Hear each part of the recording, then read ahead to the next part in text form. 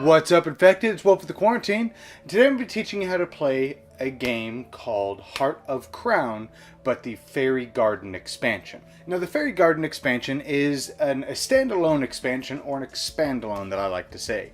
Now, you can combine it with the base game by following a few simple rules, certain cards you're not allowed to use, and so on and so forth. But it can also be played as a standalone game if you do not have the base game. So with that said, let's just head right over to how it's played. Now, before we get started, I do have to mention that everything you see here is a prototype copy of the game. So in a game of Heart of Crown, Fairy Garden, to set everything up, you're going to divide out the 30 cards here, and then the 2 rare cards, the Fairy Queen and the Imperial Crown. You're going to set those off to the side.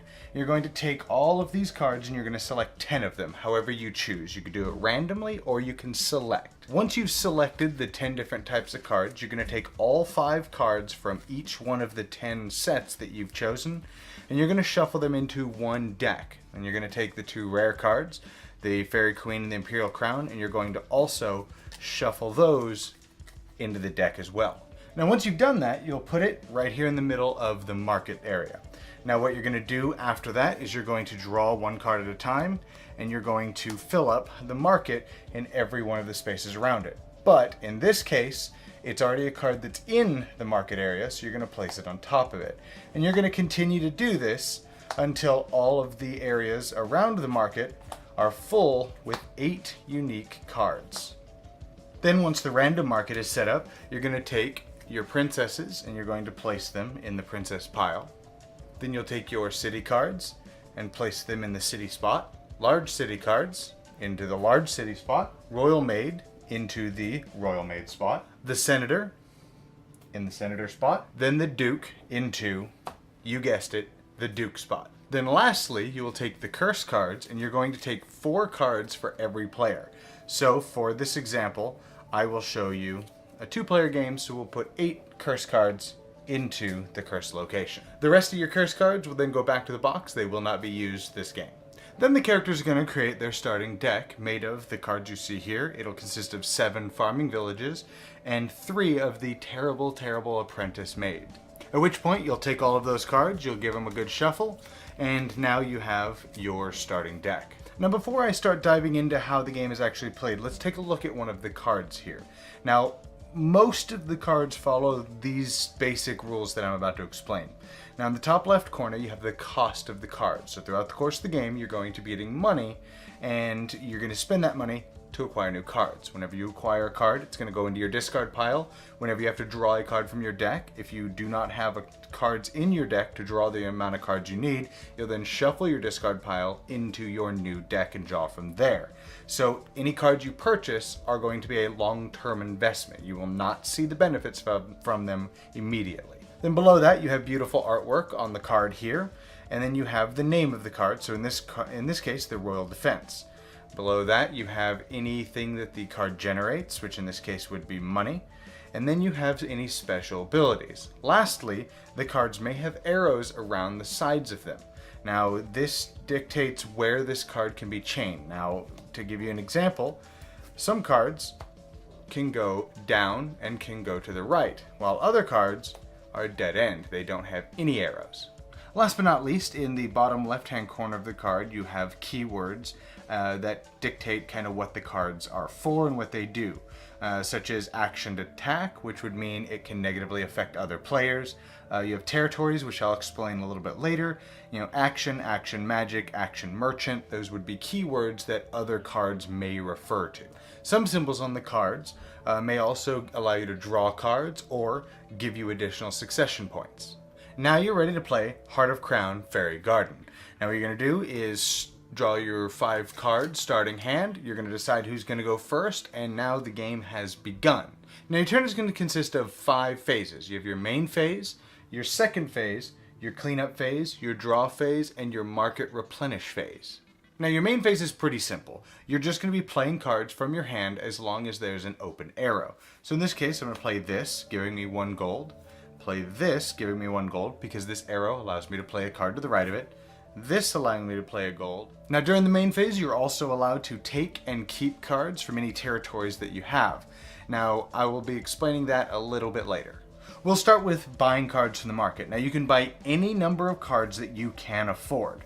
Now, in this case, I have 3 coins from the cards that I had played, so it allows me to buy this. I could buy this. Those are pretty much the only 2 in this market that I can buy.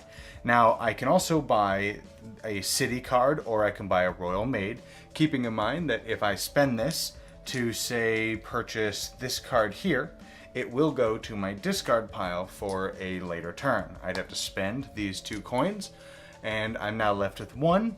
There's nothing on the field that costs 1, so I would have to forfeit this coin. But hypothetically, if I had 2 more coins, I could also purchase this card, thus putting it also in my discard pile and me spending that coin as well. So you're allowed to purchase as many cards as you can afford if you took the buy cards action. The next action is to back a princess. Now let's say this is what I played, which gives me 8 coins. I have 3 1s and a 5 right here. So in this case, you can look through all of these princesses and you can choose any one that you would like to back. Once you've backed a princess, that is your princess, nobody can get it, and you cannot get any other princesses. So think very carefully about the strategy that you're trying to go for, and each one of the princesses have their own strategy that they can complement. Such as my personal favorite, Clam Clam. Now her ability would be the cost to buy cards is reduced by 1. You cannot reduce the card to 0. So rather than her going to your discard pile, you would put her off into your domain, which is somewhere off kind of to the side, just so everybody knows that that is your princess. And then of course I would have to pay for the princess, and all of the princesses cost 6, so I have my 5 and 1 here. Now note, I still have 2 coins. I can't purchase one of these 2 cards with these 2 coins. These coins would now have to go to waste. Now, once you've backed a princess, as I have here with Clam Clam, you're going to look through all of the territory cards, which you can see down in the bottom left-hand corner, that you played this round. You're going to find the 3 highest, and that is now going to be your domain. So these cards will be removed from your deck, and they're going to be set over with your princess for future use. As you may remember, during the main phase, I mentioned you can take and keep cards. Now that's what these are for. So let's say I had this in my hand, and I didn't really want to use it right now. I want to save it for the future when it'd be more tactically sound to actually play this card. So what I can do is instead I can keep this card, and as long as the cost of the card up here is equal to or less than the card or the cost of the territory, I can play this here, and I can keep that. So rather than having to play it and having to discard it at the end of my turn, this will stay here and I can just decide to take this back up into my hand at any time during my main phase. And the last action you could take during your second phase is to play succession cards. Now, the succession cards are in green, and you can play them into your domain. So in this case, I can play my Apprentice Maid if I'd like to get her out of my deck, but she gives me -2 points. If I purchased a princess with one of my starting territories, then it's another -2 points. So in this situation, I would be starting out needing 24 points to win instead of the standard 20. However, the other succession cards that you can purchase and put into your deck, these don't do anything, so as long as you're not playing them into your domain, they're taking up space and they're effectively useless cards that you could get on a turn that maybe you really needed something different, but you can then play these into your domain, thus giving you points. Now there's no limit to the amount that you can play on your turn, so if your hand consisted of just a bunch of succession cards, your secondary phase, you can just play all of them into your domain and give you a spike in points.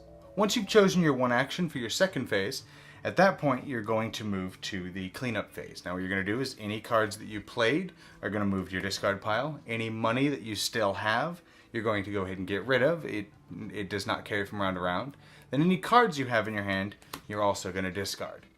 Then you're going to move to the draw step, which you're going to draw back up to a hand of 5 cards. So I have 1, 2, 3, 4. If you ever have to draw a card and don't have any, you'll take your discard pile, give it a good shuffle, and then draw any remaining cards that you have to draw from your discard pile. And then the last thing you would do is you would refill the market. So you're going to look at the market here, and if there's ever an empty space, you're going to flip over cards until you fill that space. So in this case, we already have this card out here, so it'd fill this. And you're going to continue to do that until you have 8 unique cards out on the field. Now this is going to continue between all of the players until one player places their 20th or more points into their domain. So as you see here, I have a few negatives. I have a -2, -2, and a -2. So if we take out these positives here, so we have 3 of the Royal Maids, which would cancel out these 2s. We add everything up, and I now have 21 points. At which point, you're going to announce your coronation ceremony, and every other player gets 1 remaining turn to reach 20 points. Now, if nobody reaches that 20 points, and you are the only person who does, you are going to be declared the winner, and your princess will be the ruler of all of the land. However, if anybody reaches that 20-point requirement, you then go into sudden death. At which point, only the players that reach the 20 points are now going to continue playing, and now it is a race to the finish to the first person to 30 points. Now, one final thing I should mention, that if in any time all of the Royal Maids, the Senators, and the Dukes are no longer in play, as everybody has purchased them all and they're not there, you have Final Judgment, which the game immediately ends, and whoever has the most points in their domain at that time will be declared the winner.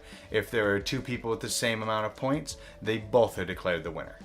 Now, last but not least, let me cover what some of the abilities here do on the princesses. Now, some of them are passive, such as Clam Clam, my personal favorite, and she just reduces the cost of all cards by 1 to a minimum of 0. That's a static effect, it's passive, you don't have to do anything with it. However, some of them, such as Lane and Xian, these are activated abilities. So when you back this princess, you're also going to get tokens here based on the amount of princesses that have already been backed. So by backing Lane and Xian late in the game, you're going to be getting more of these tokens. And these tokens then allow you to just take a free turn. But once you spend it, it's gone. And then lastly, the Scholar Princess Bergamot is very similar to the twins here. She has an activated ability, so you have to decide to use her ability. It's not passive.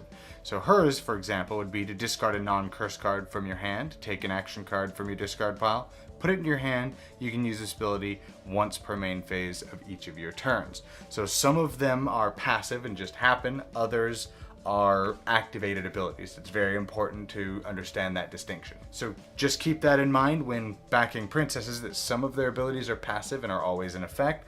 Other ones have limits and have to be activated at certain times. And that is how you play Heart of Crown Fairy Garden. I hope this helped you dive right into the game, and I'll see you guys next time in the quarantine.